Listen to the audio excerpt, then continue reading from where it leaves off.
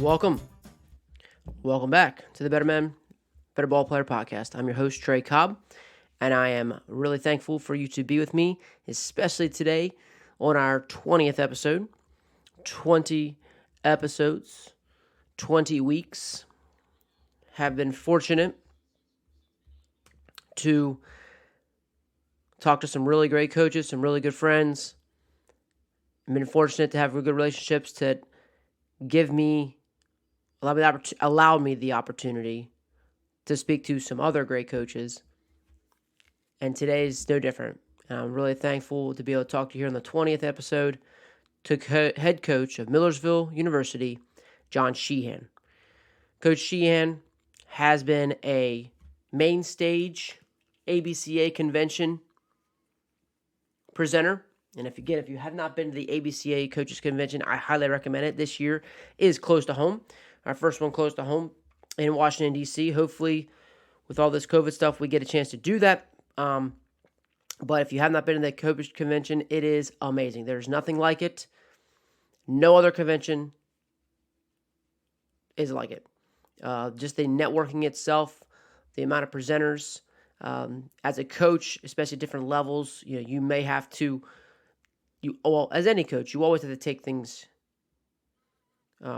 You always have to take things and own it, see how you can benefit it and put it into your program.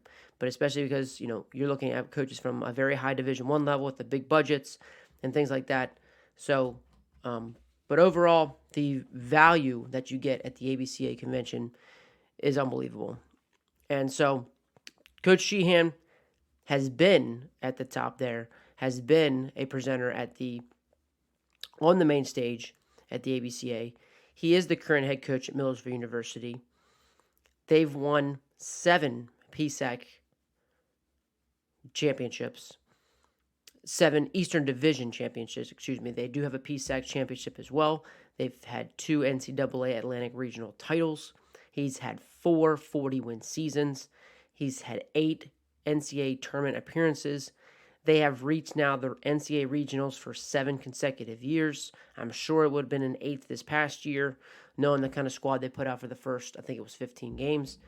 In 2016, they ended up as the Division II runner-up, playing in the final game of this season. Coach Shehan is a truly respectable, amazing coach, and even better person. I even know that from other athletes who I know have gotten recruited by him, who see him at games, who see him at different events. He stops to talk to them. He asks them how they are, remembers their names. He is a great coach and a great person who I have fortunate to be able to speak to and have a relationship here, as he's about 2 hours from us here in Maryland at Millersville University. So, with Coach Shehan today, you're going to hear nothing but great things from him as well. We have a great conversation touching base on an app that he's actually developing, that he was working on, which is going to help eliminate a lot of paper-based charts, and especially from a budget-friendly aspect that most people from high school, Division II, depending on your level, I think that will be very worthwhile. And something that I think is going to be extremely valuable. He talks about his app that he's recording. It's going to help with pitch recognition as well as giving heat maps. Spray charts will no longer be a thing because with this app, what he's trying to put out. So we get into some of those things. He talks about his how he develops his team within his core values, his coaching staff values, and how he's able to manage his staff. He's had to manage his staff since he was 25 years old, taking over as a head coach at Millersville. And so he's got a lot of experience there. You can just tell how clear he wants to be with everything, with his mission, with his vision, with all of his behaviors that he's trying to incorporate to create and keep the championship culture that he has created at Millersville. So I want to get right down to it. Again, I want to thank Coach Shehan for the opportunity to speak with him, and I hope you enjoy it. Please make sure you're ready for a lot of notes. And here he is, head coach at Millersville University, Coach John Shehan. So we have a student assistant that sits behind home plate with an iPad, and I wish I had to show it to you, but basically you get a hitter in the box. It's a view of the strike zone, and all the pitches are listed down the side: fastball, slider, curveball, changeup, split, whatever. You're going to drag that pitch into the strike zone where the pitch location was. And then another screen pops up, and it just basically says what happened. Took it for a ball, swung and missed, foul ball, whatever. If a ball's put in play, then another screen pops up and says what happened: single, double, triple, out, whatever. So what you're doing is generating data off of pitch location and type, and there's a hard hit ball scale on there as well. So that's not super accurate. Obviously, you're not taking exit velos down, but you can get a pretty good idea whether the kid squared it up or not. Sure.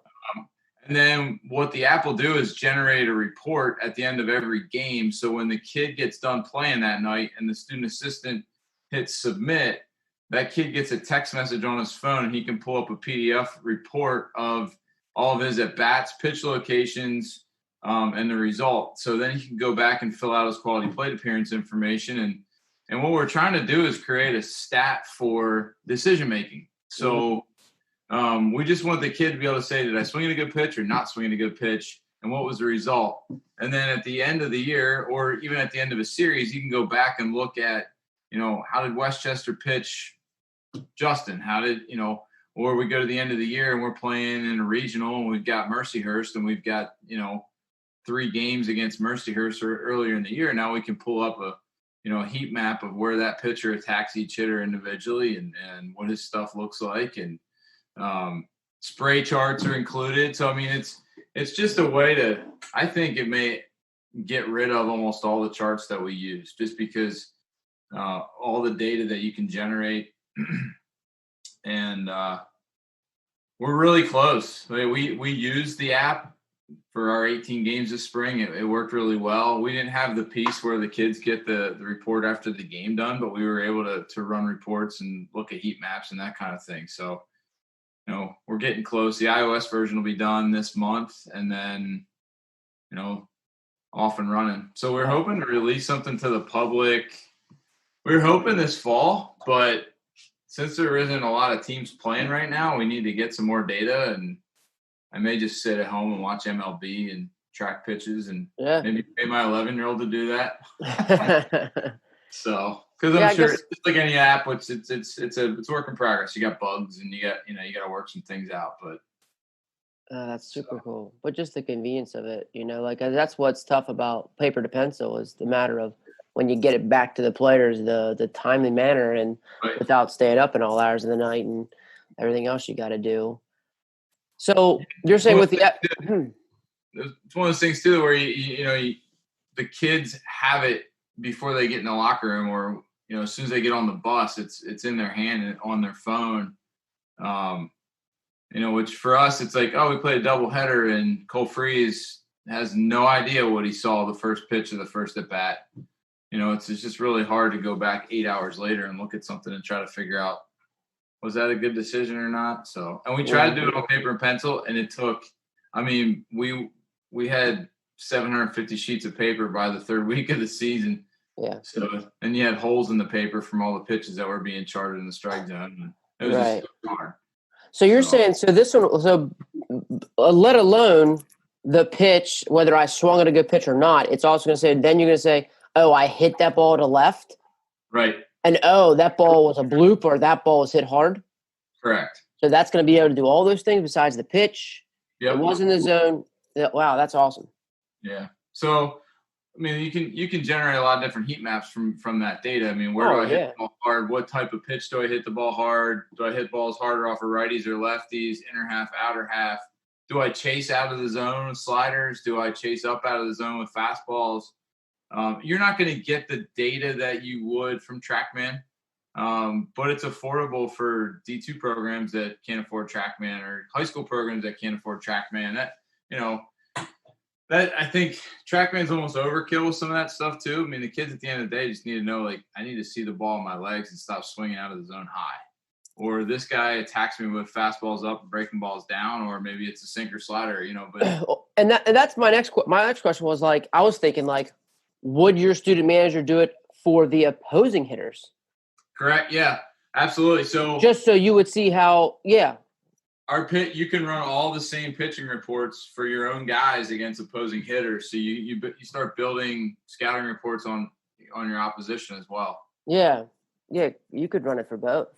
Yeah, no reason to keep a spray chart anymore. I mean, on either guy, your own guys or the opposition. Because you'd be able to say, look, this guy chases sliders down the way. Like, we have it right here, know? And so, like, if you chart the other guys too, and that could even show, like you said, down the road, you play Mercyhurst, you can say, well, oh, here's what you did to this guy, and there could be some really cool things there. Yeah. Everything's just right on that one app. Yeah, so you'll be able to sign in, similar to like Diamond Kinetics, you'll be able to sign in and look at the data and pull up Excel spreadsheets and the heat maps and everything on a website. So there's a couple things, like, do we want to make that accessible just on the website, or we want to make it accessible on the app? We're not sure yet, but because there's some beauty to having just a simplified app for ease of use and bugs and everything, but the website should have availability to run reports on just about anything there. Well, I guess the app would be nice too, because it might not need Wi-Fi. Correct. It won't. So you'll need Wi-Fi to update it or to get it to the kids, but you should be able to use a hotspot pretty quick and upload it and send it out to the kids, and then whenever you get back to Wi-Fi, you can check on how they did. Sure. The goal is to make it interactive. So, I mean, there's going to be a setting for it that once the kid fills out the yes, I made a good decision, no, I didn't, the coach will be able to go back in and make comments and change that. No, you actually made a poor decision. There was a man on second, nobody out, and you swung at a fastball in the inner half and you pulled it to the shortstop. It, not the pitch you want to swing at in that situation in a one-run game. Sure. So the goal is, again, just to help kids with their approach. There hasn't been a lot of – I don't think there's any hitting apps like that. There's a ton of pitching chart apps, but I don't think there's a hitting app that helps kids develop a plan based on subjective data. But still, I mean, depending on who your student assistant is, you should be able to see a lot of patterning with each player. Yeah, we so I guess two things is you're saying it's interactive, where a kid, when he gets his data back, they're also going to have like a questionnaire of it. Yeah, so it'll have on there, just like we have a quality plate appearance card that they fill out after every game, and how visually connected were we with the ball. Basically, did you see the ball well or not? They ask some questions about their mental game. Did they trust their approach, that kind of thing. So I would hope that we can tailor that and allow coaches to change it up and put whatever kind of questions they want on that sheet.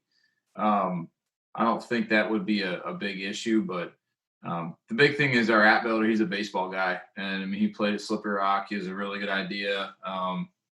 And it's not just some guy that builds apps that has no idea what we're trying to accomplish. So that's been really helpful. Yeah, it's always huge in baseball to have a feel, Yeah. It's always, you always can tell when a guy has a feel. Like, that's just what it is. Yeah.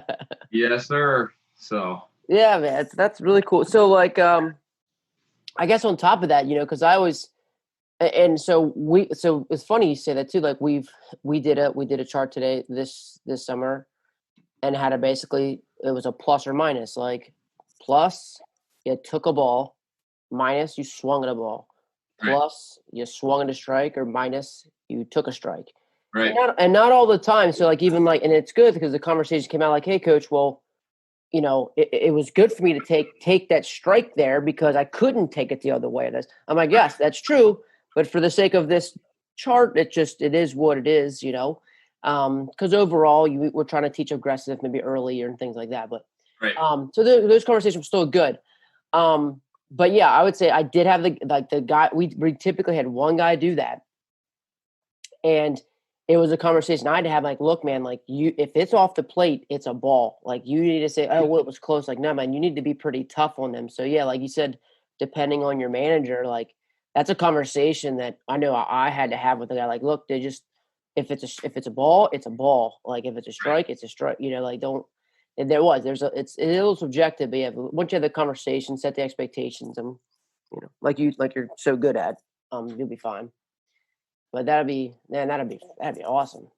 That'll be a game changer. Just and we'll see. The amount of feedback time. That's what it is. It's the bat or the feedback time. That's what I like about it. Yeah, we wanted to make it quick. I mean, we want to get it in their hands as fast as possible before they go home or go out to eat with their parents or get on a bus and turn on Netflix for a couple hours or whatever it is. I mean, they like to get it over and done with and move on. So let me tell you this. I'm tired of like typing numbers in an Excel spreadsheet,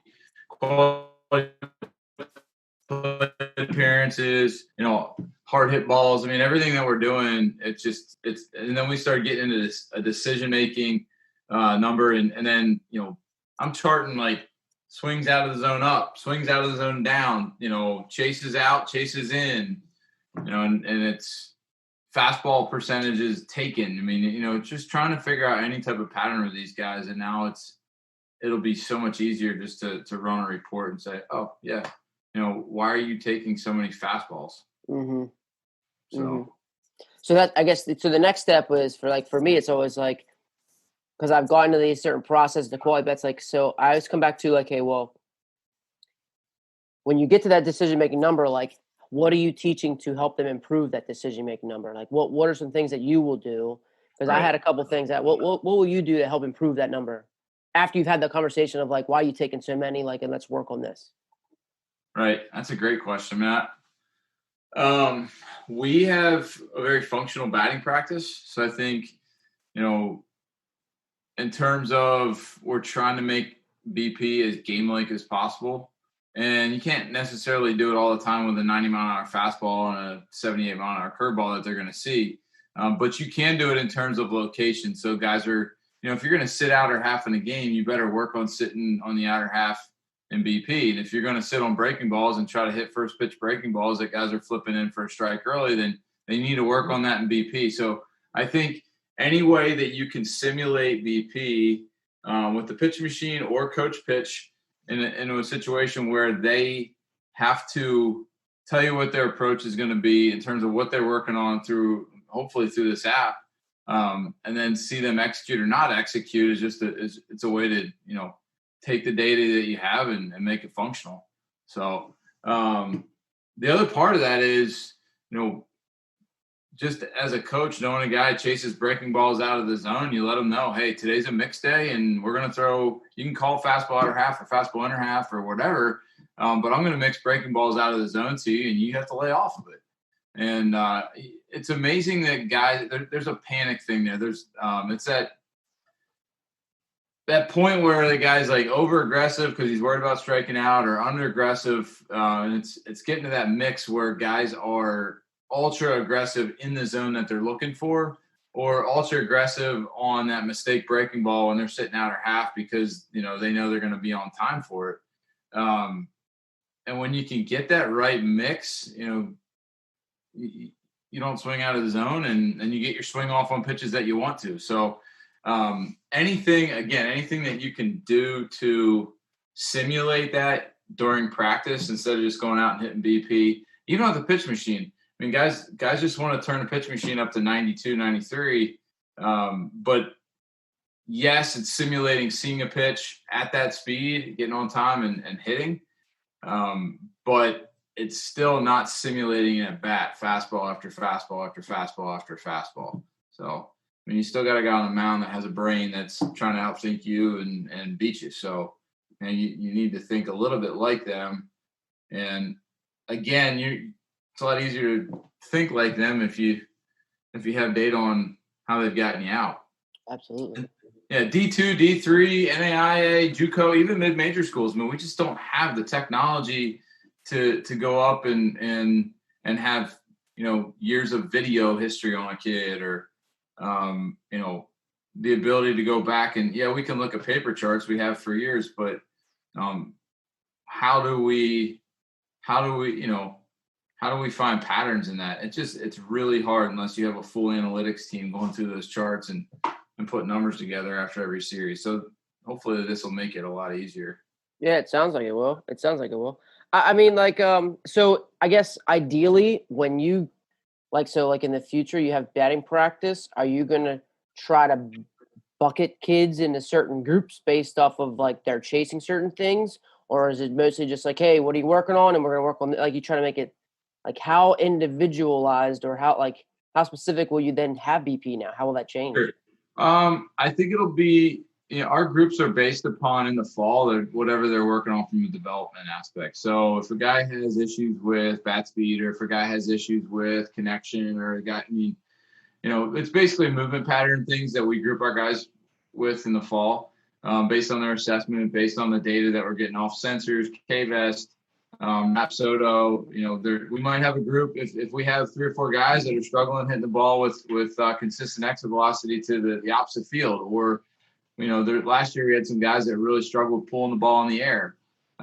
We can group those guys together in BP. In season, we generally group them together based on their skills. So we won't hit our leadoff guy that runs, bunts. Yes, we still run and hit and run at our level, even though a lot of teams are getting away from it. Slash, those guys are not going to be the same as the 4, 5, 6 guys who catch, play first base, and play left field. They'll run very well and hit for power. So we try to group those guys together so we can have functional batting practice that includes situational hitting that they're actually realistically going to take part in. Why have your 4 guy who can't run slashing, that day? It makes no sense. Where you might want to fake steal and have a kid try to hit the ball off the wall in BP. That's still situational hitting. So that's kind of how we group our guys. But I think, the individual component, it's one of those conversations that you have to have before BP when you're practice playing that day. Hey, what is Cole Freeze working on, our center fielder? Well, if he's chasing breaking balls, well, today we're going to have a mix around for Cole. I mean, and our staff's pretty good at breaking some things out, making sure that we're fairly detailed from a planning aspect so that we're doing those things during practice. Cool. So like I guess even though they're working, like let's say Cole's working on his connection, right? Then still part of his round, one of his rounds will still be you mixing in based off his approach or decision making, or is that just totally separate day? Yeah, I think it's a totally separate day. I think it's really hard to work on both. The fall, we'll go through like 4 or 5 weeks in the fall where it's all correctives. And we'll do very little in-game type of hitting. We'll allow guys to really try to conquer that movement pattern, and it's always going to pop its ugly head back up. But for me, in order to actually get the motor skills changed, you have to be willing to sacrifice some of that in-game stuff, get the kids moving well first, and then slowly challenge that movement pattern and eventually get back up to game speed.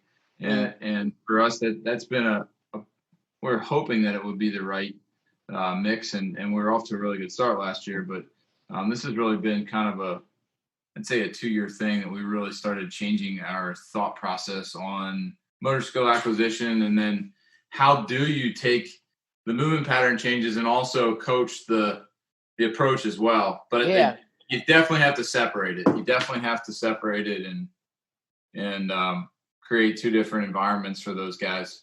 Well, I mean, just thinking through that too, that and I'm just thinking through that as you're saying that too. You're not gonna have the data in the fall anyways to even do too much decision making anyways. Like that's mostly left in the spring and in the games.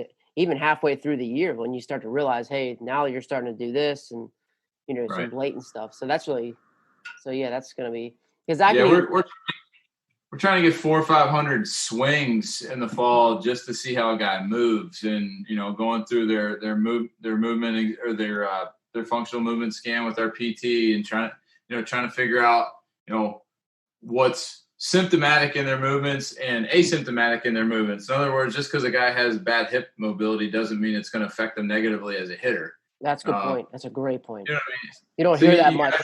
You don't hear that much at all. That's an awesome point. Right. So you got to figure out how a guy moves and how that affects his ability to move at the plate or in the field, on the mound, and sometimes there's a lot of guesswork there in that We've screwed a lot of guys up by, oh, you have tight hips, let's loosen you up, and all of a sudden they can't stay on the ball, or they can't decel the pelvis very well, or there's a lot of issues that come out of us changing the body, and those kids they kind of lose feel for what they're doing. Sure. Well, how do you prove that it's asymptomatic? Do you need to just let them be for like 2 weeks, 3 weeks? Like how far do you what I mean? How long do you need to take to see that? I think you start to see negative things that come up. In other words, we have a pitcher that, his front leg, we cannot get over the fact that his front leg is not firm enough at release. And some guys, it's a mechanical thing. They've never heard that before. So we put them through a couple of drills, couple of movements, and, a couple of weeks later, they've got it. They're able to produce that movement over and over and over. And eventually it kind of clicks in and becomes part of what they're doing. Other guys, they could try to fix that front leg, but they can't do it. And that could be a physical thing that, we have to go back and look. Is it a strength issue? Is it a deficiency based on that strength, or is it a mobility issue, or, why can't they do it? And that's when you start diving into the data the information that you have from an asymptomatic and symptomatic aspect. So I am not an expert, but I think you pull a bunch of people into a room, our athletic trainer, our physical therapist, our strength coach. We had a really good player development guy last year that is now working for KVS. I mean, you can kind of incorporate those guys and get them in a room and, use the brain power to figure out why each guy moves the way they do. So yeah, so you're gonna move them. You're gonna try to fix the mobility first, and then kind of see how the data goes to see if it's asymptomatic or not. No, we don't want to really change how the body moves. We just want to understand if the reason that they're successful may be that they're immobile. Trying to think of a good example. So we had a duck-footed kid a couple of years ago. I always bring this one up. He was like 89, 91 in high school, threw a lot of strikes, very tight hips when he got to us at Millersville. And we figured, okay, we're going to take Yank and we're going to fix his hips. We're going to square his feet up to the rubber. And he's a duck-footed kid, so his feet are on the rubber like this. And when we squared him up, loosened up his hips, he was doing hip mobility like every day. All of a sudden, velo goes in the tank, and he loses all feel for the strike zone. Early torso rotation, it was just bad. So we stopped doing mobility, put his feet back on rubber like this, and within a year, he's touching 97, and he gets drafted, and he's throwing strikes again. And what we realized was that the lack of hip mobility was actually allowing him to decel his pelvis. And when he's decelling his pelvis, and it got his torso on time, shoulders on time, and he synced up and threw strikes, and the kinetic chain worked the way it was supposed to work, and the deceleration of the pelvis efficiently was allowing him to generate more force up the chain and throw harder. So it's wild. So I guess the thing is, know your players really well. Everybody's going to be completely different, move totally different. So I think you just have to be really careful to just because you see something that shows up on a functional scan with a physical therapist or a strength coach doesn't necessarily mean that it's a detriment to the performance. And even though it does look like that, it's not always what you think. So we're a lot slower than we used to be when it comes to changing how the body moves in terms of trying to get a mechanical adjustment to happen on the backside. It may just not work that way. So yeah. So like looking at, let's say, knowing what you know now, let that, the duck pitcher comes in now, what would you do differently? We would put him through the functional scan, know that he had tight hips, and let him go for a couple months and see what the data said in terms of, okay, you're throwing hard. I think there are some things that, if the kid's not on time at foot strike, I mean, that's an alarming thing. If there's going to be mechanical things that you see that can help guys, but I at the same time, you need to do a deep dive with, what he's good at and why he's good at it before you go in and start changing everything. Mm-hmm. So, I think we're just a little bit slower than we used to be to assume that all guys move the same and produce velocity the same way and produce force at the plate the same way. And even though there's similarities, you need to figure out why that individual's body moves the way it does and why he's had success or isn't having success. Yeah. That's the other part of it. So, but I don't think there's a magic button to push for every kid. I mean, that's the beauty of coaching, and we're wrong so often, and it stinks to be wrong, but I think, the kids need to know that. I mean, clarity doesn't always mean that, well, we're living in uncertainty, right? But I heard Andy Stanley say the other day, he was talking about clarity and uncertainty. You can be clearly uncertain. I think sometimes we have to be that way with our players in terms of mechanics and movement. I really don't know what's going on right now, but we're going to get to the bottom of it is a lot better than, oh, yeah, I know exactly what I'm doing. Screw the kid up. Mm-hmm. So when you really had no idea what you were doing. I like that, especially you can be clearly uncertain. But yeah, it's true, like, especially deal with mechanics because there's so many guys that are just so different, so different. But yes, I know you said that. So when you're looking at like a guy being on time at foot strike, are you looking at just your camera? You have a specific camera? Like how much are you taking a lot of video? So a lot of our guys go to a place called Full Reps up in Harrisburg. Will Kerr and Swanee up there, Scott Swanson. Those guys have been phenomenal for helping us develop an assessment plan for the pitchers. And they have Edgertronic. But a lot of it's iPhone video. I mean, we use an iPhone for a lot of things. So, and it works just fine on the slow-mo. But for their initial assessment, yeah, they're going through with Edgertronic, and I think we have like 6 kids up there this summer. Almost all of our pro guys train up there as well, and they were awesome. Kind of like Oregon State paired up with Driveline a few years back. Full Reps kind of paired up with us and helped us do all of our pitching assessments, throwing programming, movement assessments, and work hand in hand with our athletic training staff, our strength staff last year. So just a really good partnership for us. And if anybody's, I'll throw a little love out to those guys. If they're looking for some guys that whether it's a position player or a pitcher, then they want to throw better, learn how to throw well and increase velocity, but most importantly, stay healthy. Those would be the guys I would recommend for sure. Full Reps, and that's in Harrisburg, right? You said in Harrisburg, yeah, they're awesome. Leadership side, trying to get 35 kids to play together. Picking a diverse group and getting those kids to mesh.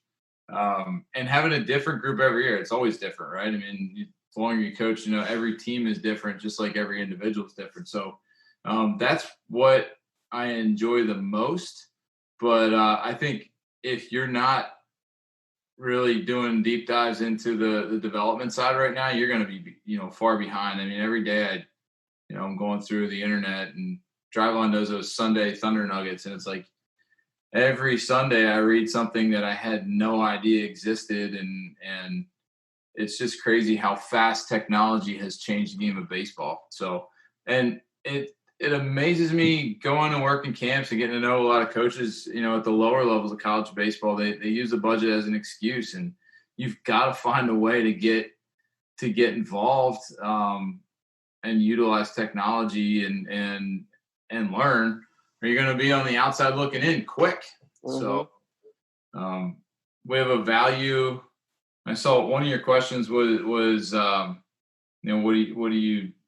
do you think your program's been successful, somewhere along those lines? And I think just sticking to our values has been huge for us. And we have one that's make it better. It's just really simple, make it better. And it just reminds us that we've got to find ways to continue to improve. And that includes, specifically the last 5 years from a player development aspect. I mean, yeah, it sounds like, and that's what makes you such a great leader. It always sounds like we're going to do it first as a staff, and I'm going to do it first as the leader of this program. Yeah, we've never been afraid to try something. I mean, We've definitely tried things and they haven't worked, but we've never been afraid to go in and, change something just because we've always done it this way and we've had success. I mean, I think that it was the fact that I could throw a lot of crap on the wall and some of it stuck and some of it didn't, and it didn't really hurt us early in my career because we were so bad when I took over. That's really stuck with me, and we're still throwing crap against the wall, and some of it sticks and some of it doesn't. But I would say, like, especially right now, because we have a couple sixth-year seniors with the virus. Like, if you ask them what it was like the freshman year to compare to their senior year, I would hope they would say that from a player development aspect, that we're a whole different program, which is a good thing. So, and just in 6 years ago, like that stems a lot to them. But even for you and looking at your career, I mean, that's only 6 years ago, and just how far you've come. But I know, the conversations that we've had the past years, how much different they've been. Just little conversations we've had. Going from Diamond Kinetics, and you're talking about the chain and things that we never really ever had talked about. Whether it was like situationally, we talked about situations. But I'd love to get into, man, like what you said, like let's tee it up for your favorite stuff, man. Let's just get into that. Like your favorite, that's my favorite stuff. Like trying to get everybody to achieve one goal, be you, align with us, kind of thing, And so so you said the values of make it better, how many values do you guys have in the program? So for the players, there's two. It's selfless and relentless. Pretty simple. And I know there's other programs that have the exact same values, but I think the way to get guys to buy in is start with the recruiting process. I mean, I think you need to find kids, number one, that are selfless and relentless before you get there. Don't think you can get a really good player that's selfish and turn them into a selfless kid. For us, it's been really important to find selfless individuals. And then the relentless part of it is, I mean, it is part of their DNA to a certain extent, but kids that love baseball, and whether you're an Ivy League coach or you're a Division III guy, if you want to have a successful program, I think you need to first and foremost find kids that just love to play the game, because it's a lot easier to push those guys, and they're going to be more willing to get through some adversity that's going to happen in college, and they're going to be willing to wake up early and stay up late, and again, try new things from a player development standpoint. So it's been important to figure out from a relentless aspect how much they really love the game. And that's changed, I think, in the last 10 years. The players that we've gotten are more and more and more serious about playing the game at a really high level. And I think the kids that have come before them have set the bar really high. And we've had some guys that have been really successful in pro ball, and it's motivated those guys to really, really push themselves and set their goals really high as a result. But so those are the two player values, selfless and relentless. And then our coaching staff has a couple other ones. We're not going to require them to do what we don't do. So we're going to be selfless and relentless as well. Care about the players, even though that's one of those things you say, duh. Isn't that just something that like you have to do as a coach? What's that? Not every coach does it, though. Yeah, I mean, I want to really emphasize it because of the business side of college athletics. I mean, there's so many guys that are in it that they're worried about keeping their job, that are coaching to win because they have to. That the player becomes a resource for the coach. And I wanted to emphasize to our staff that look, they're human beings. We need to be a resource for them, for their lives, and not vice versa. So.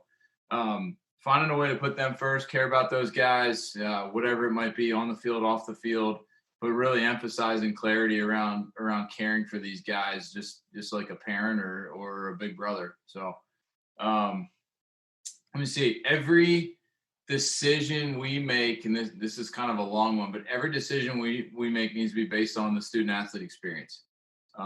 Whether it's fundraising, whether it's how we run practice, prepare for practice, academic meetings, the whole nine.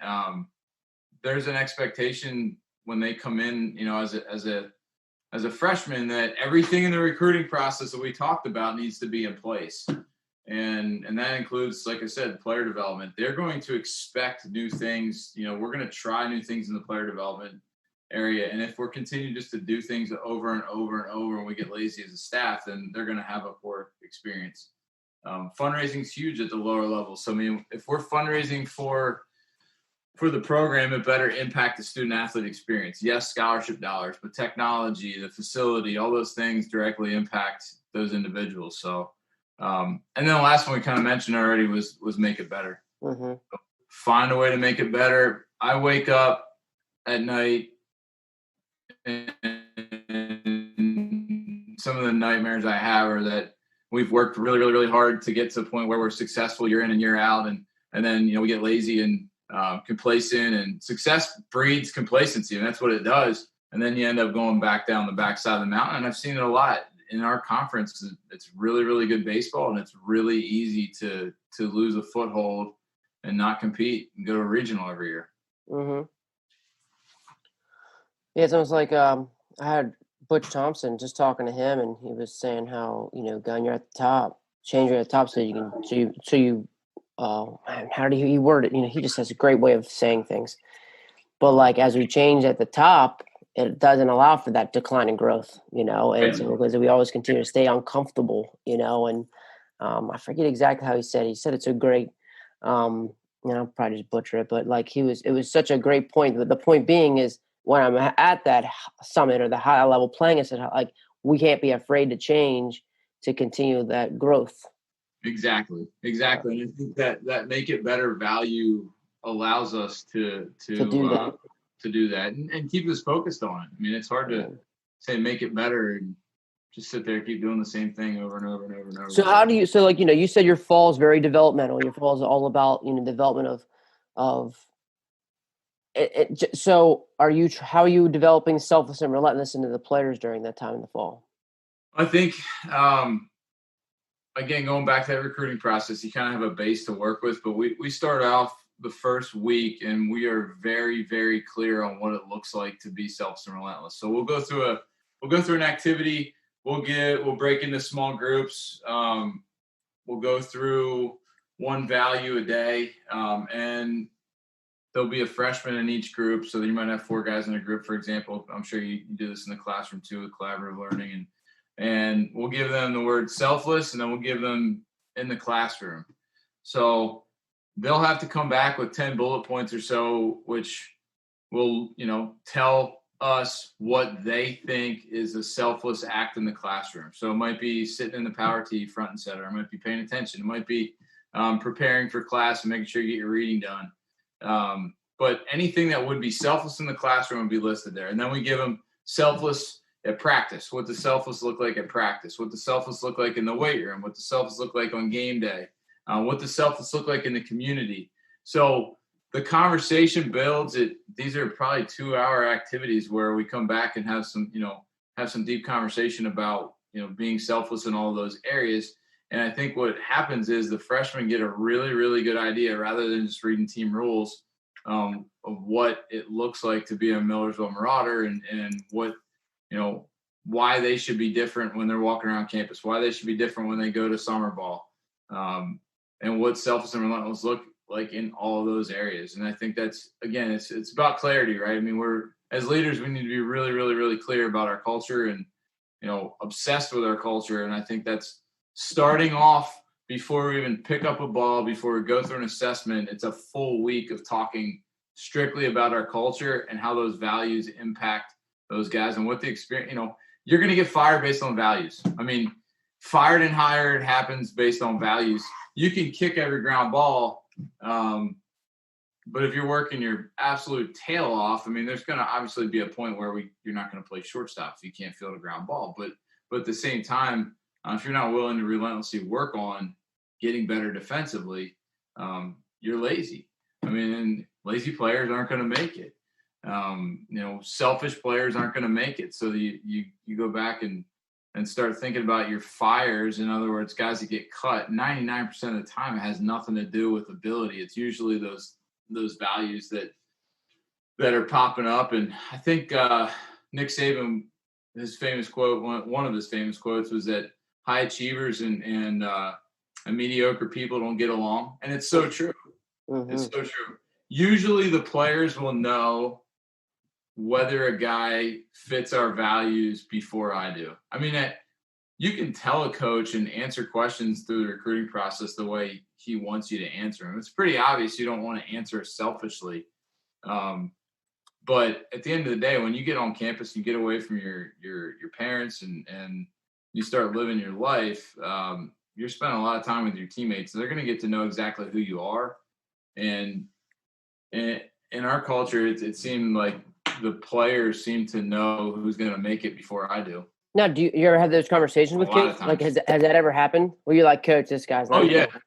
And it happens quite a bit where, I mean, I think our guys are so protective of our culture and know that it's such a big piece of, it is the reason why we're successful, that when a guy comes in and doesn't fit, they also know that it can be detrimental to our program success and our team success, which is when you have a real selfless group of people, they really do want the team to be more successful than themselves. And the conversation happens. I mean, the upperclassmen come in and be like, this guy is not working out. And you need to make a decision, because not that they're going to walk out on you or anything, but they're protective of what they've helped to build at that point. Mm-hmm. So, and a lot of times they do a good job of trying to take care of it on the side without coming in and talking to me. But eventually it does get to that point where they have to have a conversation with me. And it's not a tattletale thing. It's just one of those things that they really do. It's ownership. That's what it is. Absolutely. It's ownership. Yeah, it is. It's awesome. That's the highest level. That's why you guys are studs. Well, that's why you have great kids, and that's why you guys win. And just when the kids own it, and you're at the highest level of coaching because you're able just to sit back and facilitate, and it's awesome, man. That's great. Yeah, you kind of get out of the way. When the leadership's working the right way, it allows you to get the heck out of the way and let the kids do their thing. Absolutely. Yep, absolutely. Couldn't agree more. So, like, thinking about, like, how how do you, thinking about molding those things during season? Like, so what does that look like during the season?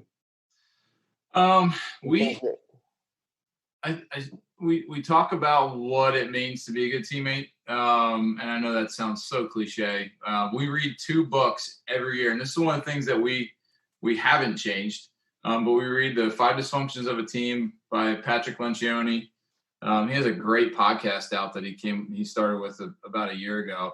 And then we read The Ideal Team Player, and both of those books kind of fit together. And it just talks about traits of an ideal team player, whether that be in business or in life, and then or in sports. And then it also the 5 dysfunctions of a team are 5 dysfunctions, and then the function that goes with them. If you want to be a functional team, these are the things that you need to do. Starts with trust. Talks about accountability. Talks about having one common major goal. That it's okay to want to get drafted, be an All-American, do those things, but if you put those things in front of the ultimate team goal, which for us is win a national championship, you're not going to be successful.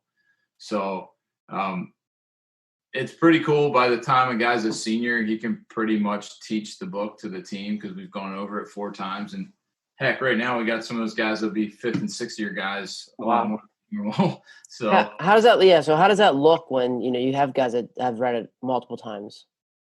I think they start to realize that there's truth in it. As a freshman, you're like, we're doing this book, 5 Dysfunctions of a Team. When those 5 dysfunction, if there's a dysfunction anywhere within an actual team, and they've read that book, it's glaring. Like, oh yeah, you're the guy. Like you struggle with being honest with your teammates because it's a hard conversation to actually tell them that what they're doing is not okay.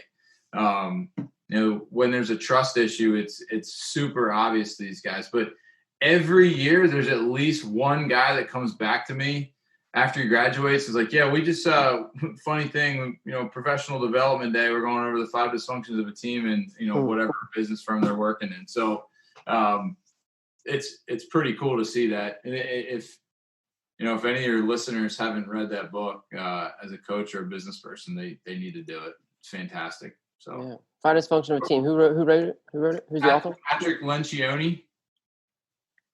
Yeah, and all his books are like Lencioni. Yeah, Lencioni. Okay. So he writes fables, all business fables, and most of them are leadership oriented. So the leadership book nerd that I am, I read them a couple of years ago. I actually picked them up. We were having some issues with our staff, and my wife saw the cover of the book. She's like, "You can't read that with your coaching staff the way things are going." I said, "We need to read this book as a coaching staff the way things are going."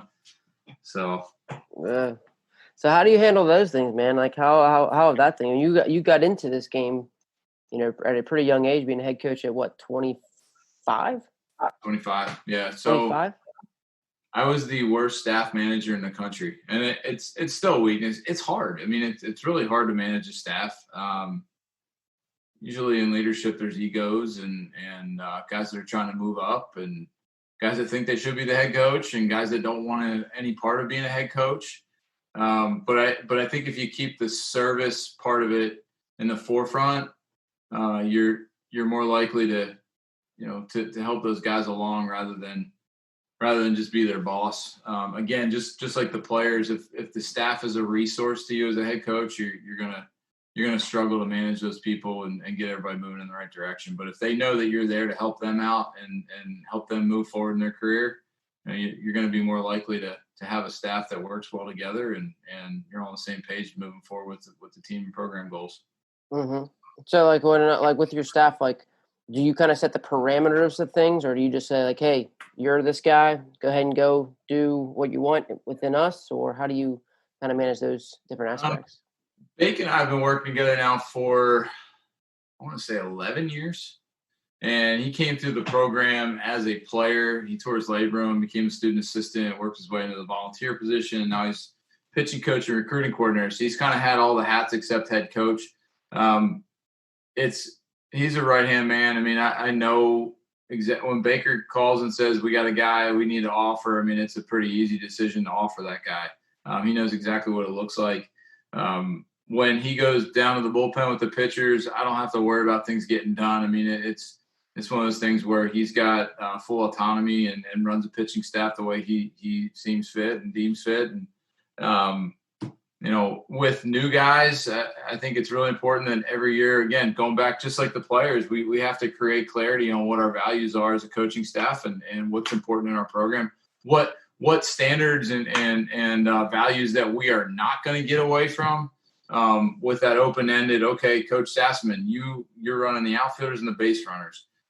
Here's what's worked in the past. You don't have to stick with it. Just let me know what you want to change, and let's get on the same page. And when that office door opens up and we're presenting the information to the players, we have to be unified. And I think that's the biggest piece, is to allow guys to speak their mind, allow guys to make changes that work for them and things they believe in, but stick to those guns from a values and standards aspect. And if those values and standards are the same, but we're able to tweak the way we run the bases for the better, then by all means, let's do it. Mm-hmm. So, not a my way or the highway kind of head coach. I think you got to give room to your assistants to work. Even the young guys. I mean, you guide them and direct them, but there's definitely varying levels of delegation. But once a guy checks that box and he's able, you delegate him a project and he gets it done, you up that level and give him a little bit more. Allow him to do that deep dive into, that development piece that we haven't quite grasped yet. So, well, I don't know if we ever will. Knowing you, will never be done. You'll never be done. I don't think the great ones, they never are. So. I wouldn't put myself on that level yet, Trey. I appreciate you saying that, but I mean, there's so much out there to learn right now. Mm-hmm. It's overwhelming. It really is. It definitely can be, and also there's always the fear of missing out too. Like I remember, like the quarantine first hit, and you getting all of these Zoom calls, like right. You're going to do this, and like I'm like, man, I got to get that. Like, like you just feel like you're missing out, and you want to learn. Like we're all continuous learners, and I think it's a trait that we just commonly see. But at the same time, it's like I still got to say, nope, I'm not going to do that right. Right. That's something that I struggle with, trying to do it all and this and that. And there's definitely an overload point, right? I mean, you can't get to the point where you can't breathe and you're throwing so much on your coaching staff and trying to change so much at one time, and it's tweaking. It really is. It's tweaking this and tweaking that. And again, with the app, it was like, okay, we started off with quality plate appearances. We started off with assessing guys after games. We moved into the decision making on paper and pencil and saw a problem and tried to fill it that way, and it didn't work. And then we tweak it again, and we've got an Android app that worked pretty well, and it just keeps evolving. And you keep trying to find ways to get a little bit better. And you start off with bat sensors, and then all of a sudden you got Rapsodo, and you go from Rapsodo, and now you're trying to figure out how to get K-Best and how to piece all those things together and then make it functional for the kids so that they can actually improve upon it. And I think it's like a 2 or 3 year thing where you have that technology, but do you really know how to use it and improve, a player's movements or, get real function out of it on the field and win ball games? It just takes time. And even just the feedback too, because I know you, like, you're like a mixture of things. You're like a hybrid. Like, well, I'm going to take some, like you said, I'm going to take this technology, but we're also going to hit and run. We're still going to bunt. Right. So, like trying to, how do you do that? Like, how are you able to kind of stay true to, like, let's say, like there's proven methods? A lot of it's theory. Like, there's some things in baseball at our level that you just don't have data for. Like, playing in the Northeast, playing on bad fields.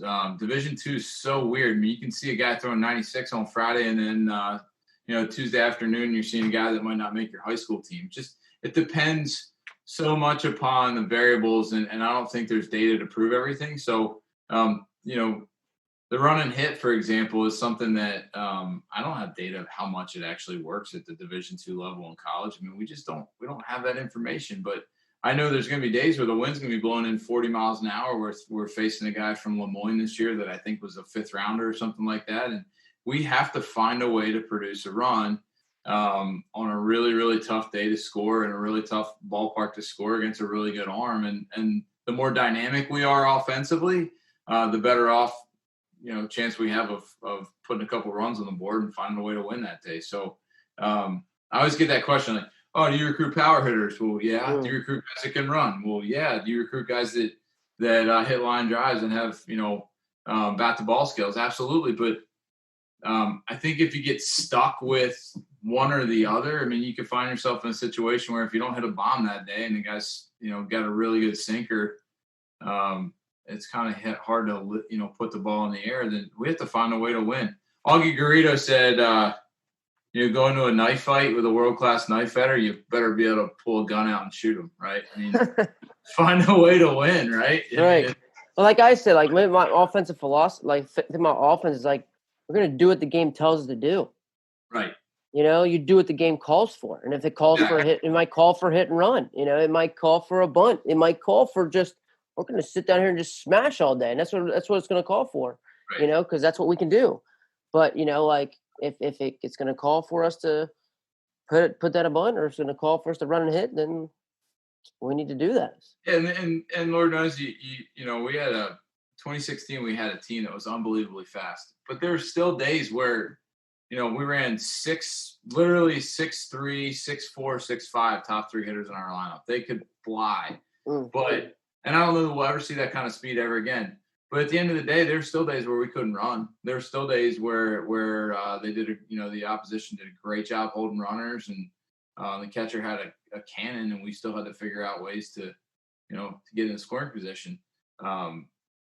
It's just one of those things that it was nice to have that weapon, on days where you could steal, which was most of the days with those guys. But at the same time, there's just going to be other times where you have to find a way where Dan Stoltz was in that middle of that lineup for us, which was our heavy hitting first baseman.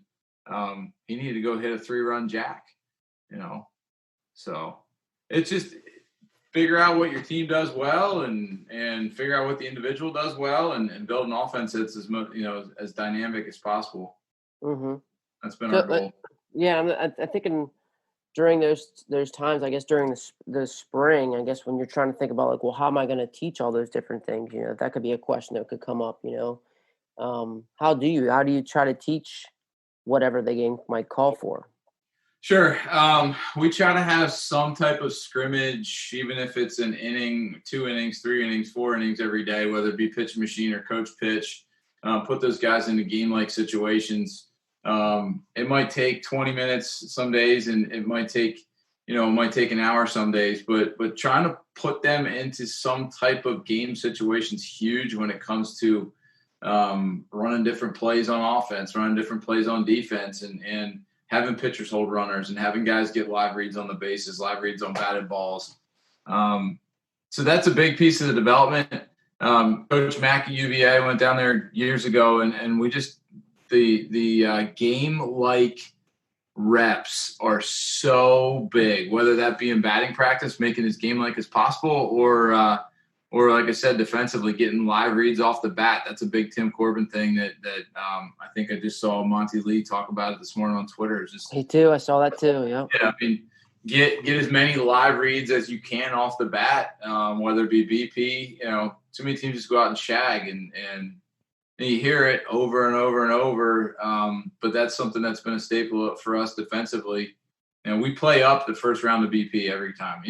Why would you want to have a game on the line and play infield in, but it's the first time in a month you guys have been infield in, other than that first round of fungos you take in IL, which is unrealistic anyway. It's all backspin fungos, and, you're usually getting smashes, short hops, slow rollers, tough angles. I mean, those are the type of things that you're getting torn when the infield's in. You're hardly ever getting a ground ball hit right back to you. Right.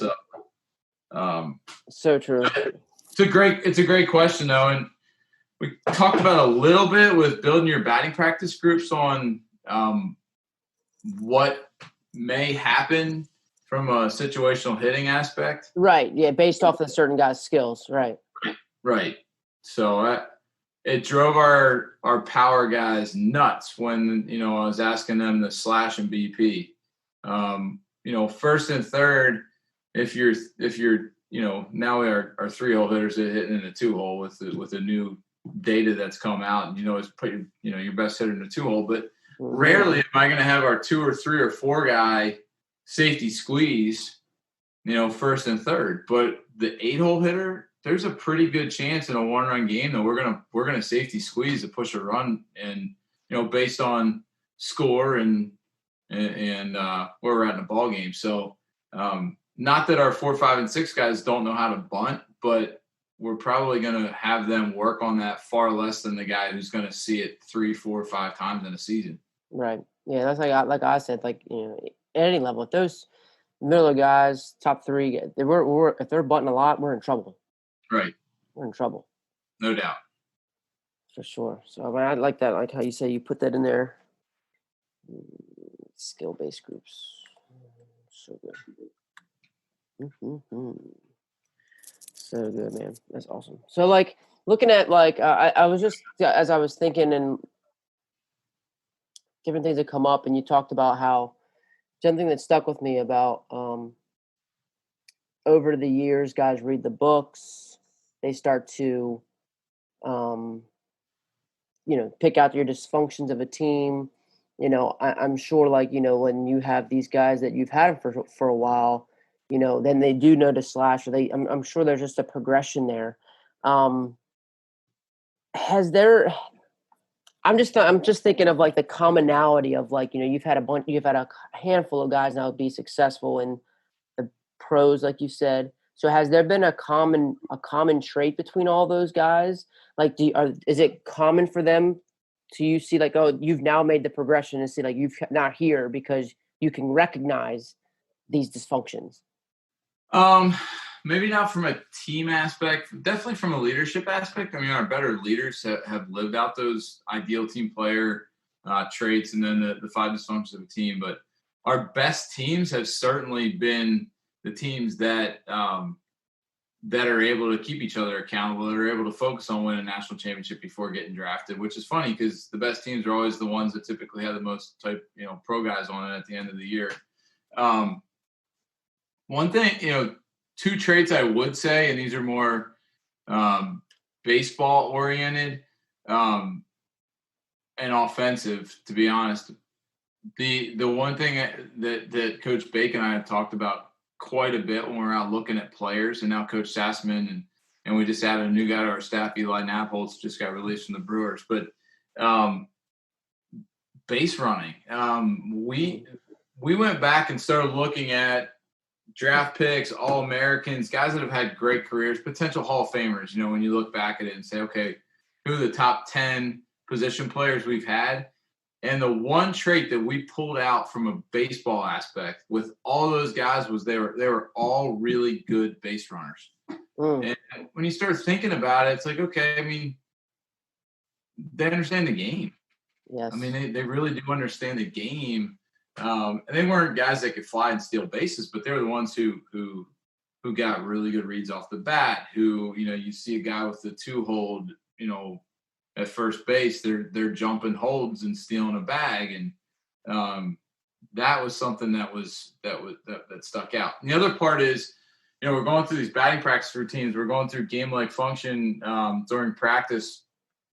And they were the better players are the guys that can compute the situation and come up with a really simplified plan that's typically external. And what I mean by external is they're focused on more on the end goal than they are what their body has to do, you know, internally to produce a movement or to hit a fastball or hit a breaking ball or you know, I remember David Summerfield. The guy could flat out hit a ball, bat to ball guy. Didn't have a ton of power, didn't have a ton of speed, but it was just like line drives everywhere.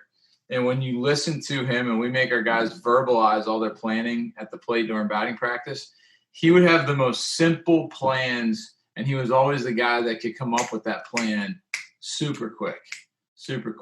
And, you know, we'll throw a situation at a guy. Hey, first and third, 1 out. 1-2 count. And he would be able to spit his 2-strike plan out in relation to how he was going to execute and score that run from third base extremely quick. Whereas some guys it takes forever. They start talking through it and they start thinking way too much. And then it becomes about not pulling off and staying on balls and getting their front foot down at this point. And they get themselves into trouble. So that's the other part. Super simplified planning. Guys can compute that really, really, really quick. And it usually leads to more success, especially if they're able to keep it external and not internalize it on game day. A simple external plan. Yes. Never heard that. That's cool. Yeah, usually it has to do with, you know, from an offensive side of things, seeing the ball. Yeah. Now I'm going to attack the inner half, or I'm going to hit the bottom half with the man on third and the infield end, or, you know, oh, this guy's throwing this guy's got one of those riding fastballs and I have trouble getting on top of it. Well, they know that, and they're the guys that think less and just get on top of the ball and see the top half of the ball. Rather than don't uppercut or don't do this or don't do that or change your swing. It's a much easier way to – your body slows down, right? The more you think about your mechanics, it slows down. So those guys were able to stay at game speed and make adjustments to their body without having to think about the actual movement. That's so. I've never heard of that. I've never heard it that way. But yeah, to be able to compute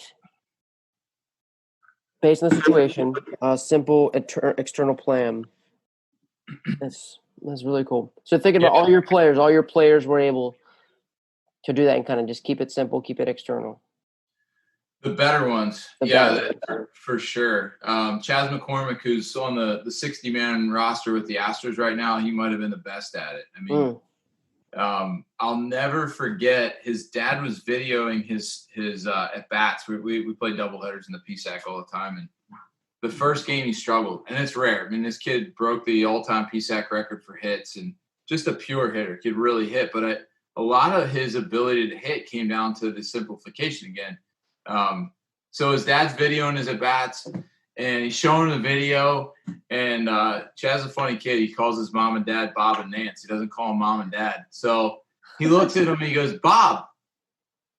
His dad's like, look, your swing, your front foot's getting down late, and this is changing with your swing. And he goes, Bob, I'll just swing earlier. And it was like there was some real genius in how simple that adjustment was for him. And he went out and got, 3 hits the next game. And all he did was swing a little earlier. But, it wasn't this big mechanical thing that he had to get, Aren't they always ones that make the big difference, yeah. They're Dad, leave me alone. I got this, Yeah, no. So. Gosh. But, dude, this is again, I knew this was going to be like this, man. This is going to be awesome. I love talking about this stuff. And I love it. I love it. I was just thinking, so one thing that came to mind, because I know the way that you guys talk, and I know you've talked about how your alumni come back and how much pride they're and I'm sure you probably don't do this a lot because that's the level you guys are at. But are you teaching guys from the get-go how to think, how to talk? Yeah, again, those first meetings, I think I love hearing from transfers when, that first week of school when we're doing that deep dive into our values, because you can see the light bulb go off yeah. Well, if we actually do this here and it's not just all talk, but we actually live this way, I'm going to have a good experience here. And you kind of see all right, I trust what's going on here. And for a lot of those guys, they're leaving that other institution because they're having a bad experience, or they felt there was dishonesty. It's not always playing time. Most of these guys are not leaving the other institutions because of playing time. So I'll start with that. The alumni come back because they had a good experience, because they have a great relationship with guys around them and hopefully with the coaching staff. But that, I think the pride, obviously, if you don't win, you don't have pride. Let's be honest. It's really hard to get guys to come back. You don't win. Right. So I think the success right away, the 98 World Series team, I wasn't a part of that team. But we've gotten to know those guys, and those guys have a brotherhood. And it's what came first, the chicken or the egg? The great team, the great camaraderie made them a great team, which makes them, have that bond 30 years later. Or did they have that bond, which made them a great team, which made them win? You know what I mean? Yeah. I don't know which one comes first. I think it, for them, it was pretty organic. But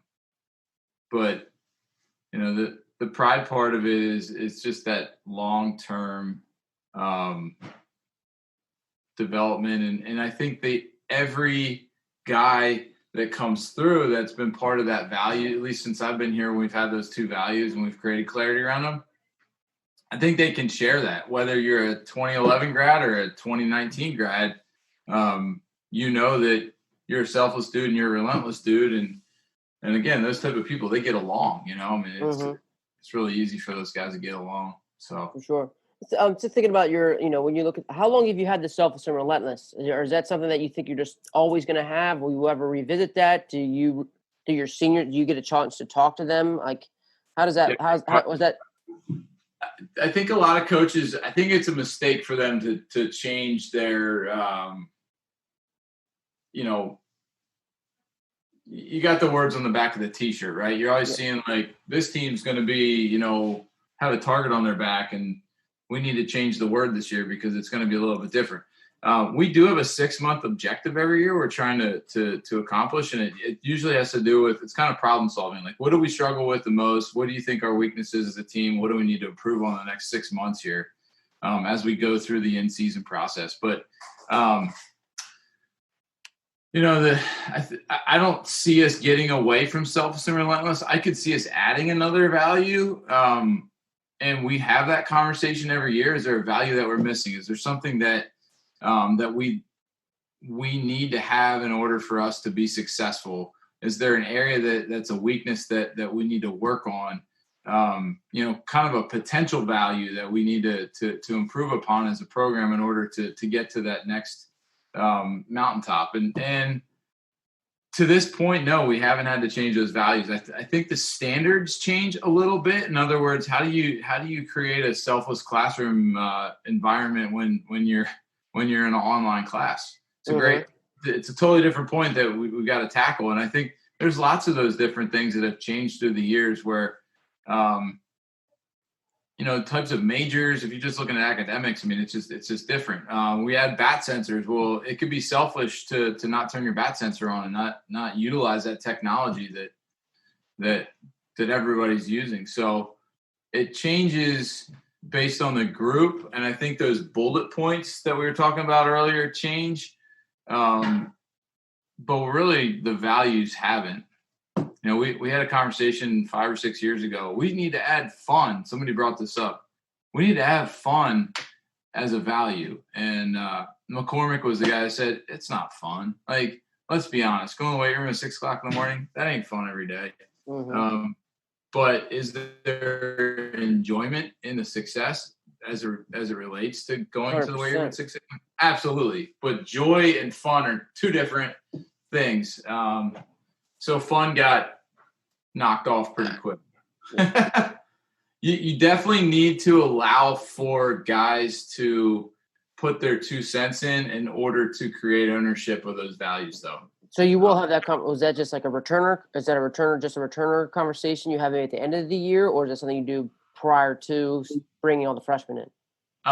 It's a full team conversation. Okay. Okay. It's a full team conversation. It's usually during training camp in January, so guys have been through the ringer a little bit in the fall and know what the expectations are, and we'll bring it up every year. And sometimes there's no conversation. I mean, you just, hey, do we have any values that we want to bring forth? And I'd say every other year somebody brings something up, and we go around and around and around, have some conversation on it, and guys provide their 2 cents, and then we make a decision as a group. But it's been maybe like 2010 since we've had Selfless and Relentless, my 3rd year, and it's been the same since. So yeah, that's great. Yeah, to just have that yearly conversation. If things need to change, they need to change, and if not, they don't. Right. Yeah, those alumni though. I mean, like they just, if you ask them what our values are, they'll be able to tell you 10 years later. I mean, that's what it's about right there. Clarity. That's it. Yes, sir. Yes, sir. Well, this has been awesome. Even with all of our technological difficulties, it's about 2 hours now. Yeah. So, but I appreciate all your time, man. I want to get you rolling. If anybody want to reach out to you at any time, what's the best way to contact you, man? If you want to. Email's probably best. My email's been a little bit blown up with recruiting just because there's so many guys trying to.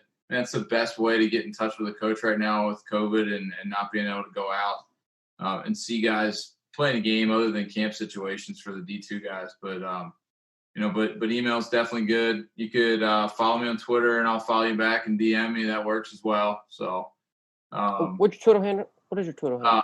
At Coach Shehan. And your email, isn't your email J Shehan? Yep, Shehan at Millersville.edu. Yeah, man, this has been, of course, knew it was going to be great. You're a rock star. Thanks, Trey. You were too. Guy. I really appreciate it. Wow. Some great information and a conversation that we could have just kept on going and going. We had to stop. I'm sure maybe we'll even possibly do one later in the future. But ton of information, especially a lot of revolved around the offense, revolved around hitting, revolved around culture. Because those are the things that really stand out in his program. But the culture itself at Millersville is something that continues to make him successful and keep him consistent. And you have Coach Shehan that he's about him doing it first. A true leader who doesn't expect anybody to do anything that he would not do. And I think those things come across very clear through his message and through what he talks about. And I love how you hear the highest level of coaching. You hear kids taking ownership. You hear him facilitating conversations. You hear him facilitating the coaching and letting kids take ownership of what they're doing, of their careers, of their team. You hear him talk about specific things about making game-like reps and how he's individualizing and trying to tailor what each kid needs and how he's able to also take the new stuff and developing, making it better at the same time, keeping those truths, keeping those things that he knows to be valuable in the game alive. And so I just, again, if you did not get his email, if you did not get his Twitter handle, at Coach Shehan, SHEHAN. Email jshehan@millersville.edu. And if you'd like to reach me, contact me anything about the podcast, or if you feel like you could have anyone that might be beneficial for the podcast or something that might help it make it better, please reach out to me at treytcobb@gmail.com. Share this episode with anybody who you feel that might enjoy it, to hear things about his app, to hear things about what he feels the best players have, the same kind of traits, how he's building his culture, anything that's going to help with players to not only become better baseball players, but become better men, because that's what we're here for. So let's continue to grow the game, and thank you for, again, joining us this week, and see you next week, and keep getting better.